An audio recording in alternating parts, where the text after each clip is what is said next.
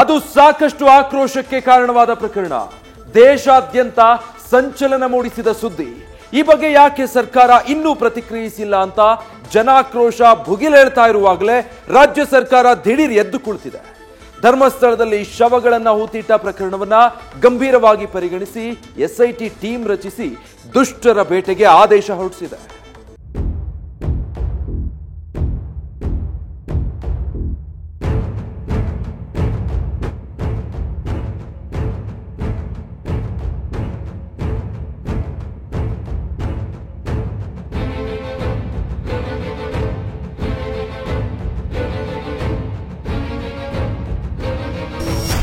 ಒಂದಲ್ಲ ಎರಡಲ್ಲ ನೂರಾರು ಶವಗಳು ಭೂಮಿಯಡಿ ಸಿಕ್ಕಂಥ ಬುರುಡೆ ಕಂಡು ಮಂಗಳೂರಾಗ್ಲಿ ರಾಜ್ಯವಾಗ್ಲಿ ಮಾತ್ರವಲ್ಲ ದೇಶವೇ ಬೆಚ್ಚಿಬಿದ್ದಿತ್ತು. ಎದೆ ಝಲ್ಲೆನಿಸುವ ಸುದ್ದಿ ಕೇಳಿ ಹೆಣ್ಣು ಮಕ್ಕಳ ಪೋಷಕರು ಗಡಗಡ ನಡುಗಿ ಹೋಗಿದ್ರು. ಭಾರೀ ಆಕ್ರೋಶ, ಪ್ರತಿಭಟನೆ, ಆಗ್ರಹಗಳ ಬೆನ್ನಲ್ಲೇ ಧರ್ಮಸ್ಥಳ ತಲೆಬುರುಡೆ ಪ್ರಕರಣಕ್ಕೆ ದೊಡ್ಡ ತಿರುವು ಸಿಕ್ಕಿದೆ.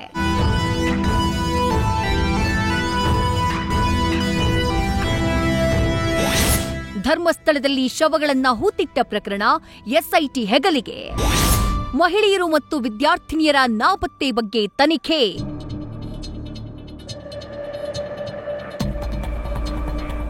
ಸದ್ಯ ಧರ್ಮಸ್ಥಳದತ್ತ ಇಡೀ ದೇಶದ ಚಿತ್ತ ನೆಟ್ಟಿದೆ.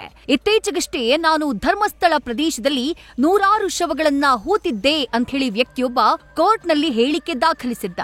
ಮಾತ್ರವಲ್ಲ, ಪೊಲೀಸರಿಗೆ ಶರಣಾಗಿದ್ದು ಸಾಕಷ್ಟು ಅಲ್ಲೋಲ ಕಲ್ಲೋಲ ಸೃಷ್ಟಿಯಾಗಿತ್ತು. ಈ ಬೆನ್ನಲ್ಲೇ ಪ್ರಕರಣದಲ್ಲಿ ಭಾರೀ ದೊಡ್ಡ ಸಂಚಲನಾತ್ಮಕ ಬೆಳವಣಿಗೆಯಾಗಿದೆ. ಧರ್ಮಸ್ಥಳ ವ್ಯಾಪ್ತಿಯಲ್ಲಿ ಶವಗಳನ್ನ ಹೂತಿಟ್ಟ ಪ್ರಕರಣವನ್ನ ಇವತ್ತು ರಾಜ್ಯ ಸರ್ಕಾರ ಎಸ್ಐಟಿ ಹೆಗಲಿಗೆ ವಹಿಸಿದೆ. ಮಹಿಳೆಯರು, ವಿದ್ಯಾರ್ಥಿನಿಯರ ನಾಪತ್ತೆ ಬಗ್ಗೆ ತನಿಖೆ ನಡೆಸೋಕೆ ಎಸ್ಐಟಿ ರಚಿಸಿ ಆದೇಶಿಸಿದೆ. 20 ವರ್ಷಗಳ ನಿಗೂಢ ಸಾವು ಹಾಗೆ ನಾಪತ್ತೆ ಪ್ರಕರಣದ ಬಗ್ಗೆ ಸಂಪೂರ್ಣ ತನಿಖೆ ನಡೆಸಿ ಶೀಘ್ರವೇ ಸರ್ಕಾರಕ್ಕೆ ತನಿಖಾ ವರದಿಯನ್ನ ಸಲ್ಲಿಸೋಕೆ ಸೂಚನೆಯನ್ನ ನೀಡಲಾಗಿದೆ. ಎಸ್ಐಟಿ ತಂಡದಲ್ಲಿ ಯಾರ್ಯಾರಿದ್ದಾರೆ ಅಂತ ನೋಡುವುದಾದ್ರೆ, ಆಂತರಿಕ ಭದ್ರತಾ ವಿಭಾಗದ ಪೊಲೀಸ್ ಮಹಾನಿರ್ದೇಶಕ ಪ್ರಣವ್ ಮೊಹಾಂತಿ ನೇತೃತ್ವದಲ್ಲಿ ಸರ್ಕಾರ ಎಸ್ಐಟಿಯನ್ನ ರಚನೆ ಮಾಡಿದೆ. ಎಸ್ಐಟಿ ತಂಡದ ಸದಸ್ಯರಾಗಿ ನೇಮಕಾತಿ ವಿಭಾಗದ ಉಪ ಪೊಲೀಸ್ ಮಹಾನಿರೀಕ್ಷಕ ಅನುಚೇತ್, ಸಿಎಆರ್ ಕೇಂದ್ರ ಸ್ಥಾನದ ಉಪ ಪೊಲೀಸ್ ಆಯುಕ್ತೆ ಸೌಮ್ಯಲತಾ, ಆಂತರಿಕ ಭದ್ರತಾ ವಿಭಾಗದ ಪೊಲೀಸ್ ಅಧೀಕ್ಷಕ ಜಿತೇಂದ್ರ ಕುಮಾರ್ ತನಿಖೆಯನ್ನ ಮಾಡಲಿದ್ದಾರೆ. ಇನ್ನು 2003ರಲ್ಲಿ ಧರ್ಮಸ್ಥಳದಲ್ಲಿ ನಾಪತ್ತೆಯಾದಂಥ ಎಂಬಿಬಿಎಸ್ ವಿದ್ಯಾರ್ಥಿನಿ ಅನನ್ಯಾ ಭಟ್ ತಾಯಿ ಸುಜಾತಾ ಭಟ್ ಹೇಳಿಕೆ ಕೂಡ ಆದೇಶದಲ್ಲಿ ದಾಖಲಾಗಿದೆ. ಈ ಬೆನ್ನಲ್ಲೇ ಸುಜಾತಾ ದೂರು ಕೊಡೋಕೆ ಮುಂದೆ ಬಂದಿದ್ದಾರೆ. ಕಡೇ ಪಕ್ಷ ಅಂತ್ಯ ಸಂಸ್ಕಾರಕ್ಕಾದ್ರೂ ತಮ್ಮ ಮಗಳ ಅಸ್ಥಿಯನ್ನ ಕೊಡಿಸಿ ಅಂತ ಹೇಳಿ ಮಂಗಳೂರು ಎಸ್ಪಿ ಕಚೇರಿಯ ಮುಂಭಾಗ ಕಣ್ಣೀರಿಟ್ಟಿದ್ದಾರೆ. ನಾನು ಮೊನ್ನೆ ಬೆಳ್ತಂಗಡಿ ಇದರಲ್ಲಿ ಕೋರ್ಟಲ್ಲಿ ಈ ಅಸ್ಥಿಯನ್ನ ಇದು ಮಾಡುವಂತ ಒಂದು ಇದನ್ನ ಅವರನ್ನ ಇದು ಮಾಡ್ಕೊಂಡು ಬಂದಿದ್ರಲ್ಲ, ಕೋರ್ಟಿಗೆ ಪ್ರೊಡ್ಯೂಸ್ ಮಾಡಿದ್ರಲ್ಲ, ಆವಾಗ ನೋಡಿದವಾಗ ನನಗೆ ಈಗ ಬಂದು ನಾನು ನನ್ನ ಮಗಳಲ್ಲಿ ಅಸ್ಥಿಯಾಗಿ ಸಿಕ್ಕಿದರೆ ಏನಾದರೂ ಅವಳ ಅಸ್ಥಿಯನ್ನು ತಗೊಂಡು ಹೋಗಿ ಅಸ್ಥಿ ಸಂಚಲನ ಮಾಡಿ ಅವಳನ್ನು ಇದು ಮಾಡಬೇಕು, ಅವಳ ಆತ್ಮಕ್ಕೆ ಶಾಂತಿ ಕ್ರಿಯಾಕರ್ಮಗಳನ್ನು ಮಾಡಿ ಅವಳನ್ನು ಆತ್ಮಕ್ಕೆ ಮೋಕ್ಷ ಸಿಗಬೇಕು ಅಂತ ಹೇಳಿ ನಾನು ಕೇಳ್ಕೊಳ್ಳೋಕ್ಕೆ ನಾನು ಇವ್ರ ಹತ್ರ ಬಂದಿದ್ದೀನಿ. ನಾನು ಭಯದಿಂದ ಇದ್ದೆ ಸರ್. ನಾನು ಯಾವ ಇದರಲ್ಲೂ ನಾನು ಹೋಗಲಿಲ್ಲ. ನನಗೆ ಯಾರೂ ಸಪೋರ್ಟ್ ಇಲ್ಲ. ಇವಾಗ ನಾನು ಒಬ್ಬಳೇ ಇರೋದು. ನನಗೆ ಯಾರೂ ಸಪೋರ್ಟ್ ಇಲ್ಲ, ಯಾರೂ ಇಲ್ಲ. ನನಗೆ ಬಂಧು ಇಲ್ಲ, ಬಳಗ ಇಲ್ಲ. ಇರುವ ಒಬ್ಬಳ ಮಗಳಲ್ಲಿ ಕಳ್ಕೊಂಡಿದ್ದೀನಿ. ದಯವಿಟ್ಟು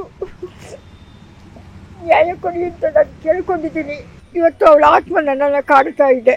ಹಾಗಾಗಿ ಅವಳಿಗೊಂದು ಏನಾದರೂ ಒಂದು ಇದರಿಂದ ಸಿಕ್ಕಿದರೆ, ಅವಳ ಆಸ್ತಿ ಸಿಕ್ಕಿದರೆ ನನಗೆ ಪುಣ್ಯ ಬರುತ್ತೆ ಅಂತ ಹೇಳ್ಕೊಂಡು ನಾನು ಇವ್ರ ಹತ್ರ ಕೇಳಿದ್ದೀನಿ. ಪಾಪ ಅವ್ರಿಗೆ ಹಿಂದೆ ಮುಂದೆ ಯಾರು ಇಲ್ಲ, ಎದುರ್ಕೊಂಡು ಸುಮ್ಮನಾಗಿದ್ದಾರೆ. ಈಗ ಅವ್ರ ಧೈರ್ಯ ಏನಕ್ಕೆ ಅಂತ ಹೇಳಿದ್ರೆ, ಈಗ ಒಂದು ಪಾಸಿಟಿವ್ ಮೂವ್ಮೆಂಟ್ ಸ್ಟಾರ್ಟ್ ಆಗಿದೆ, ಏನೋ ಒಂದು ಆಗ್ಬೋದೇನೋ ಅಂತ ಹೇಳ್ಬಿಟ್ಟು ಅಲ್ಲಿ ಇವ್ರು ಯಾರೋ ಬಂದ್ಬಿಟ್ಟು ನಾನು ಹೇಳಿದಾರಲ್ಲ, ಆ ಆಧಾರದ ಮೇಲೆ ನನ್ನ ಮಗಳೂ ಏನೋ ಸಿಗ್ಬೋದೇನೋ ಒಂದು ಪಾಸಿಟಿವ್ ರೆಸ್ಪಾನ್ಸ್ ಬಂದಿದ್ದಾರೆ. ಸೊ ಹಂಗಾಗಿ ನಾವು ಕಳಿಸಿದ್ವಿ.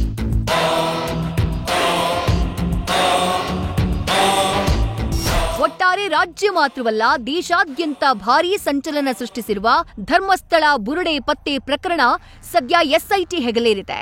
ದಕ್ಷಿಣ ಕನ್ನಡ ಜಿಲ್ಲಾ ಪೊಲೀಸ್ ಕಚೇರಿಯಿಂದ ಎಸ್ಐಟಿ ಕಾರ್ಯನಿರ್ವಹಿಸಲಿದ್ದು ಕೂಲಂಕುಷವಾಗಿ ತನಿಖೆ ನಡೆಸಲಿದೆ. ಸಂಪೂರ್ಣ ತನಿಖಾ ವರದಿಯನ್ನ ಸರ್ಕಾರಕ್ಕೆ ಎಸ್ಐಟಿ ಸಲ್ಲಿಸಲಿದೆ. ಅದರ ಆಧಾರದಲ್ಲಿ ಸರ್ಕಾರ ಮುಂದಿನ ಕ್ರಮವನ್ನ ಕೈಗೊಳ್ಳಲಿದೆ. Kiran, news first, Mangaluru. News first ನಿರ್ಭೀತಿಯಿಂದ ನಿಮ್ಮ ಪರವಾಗಿ.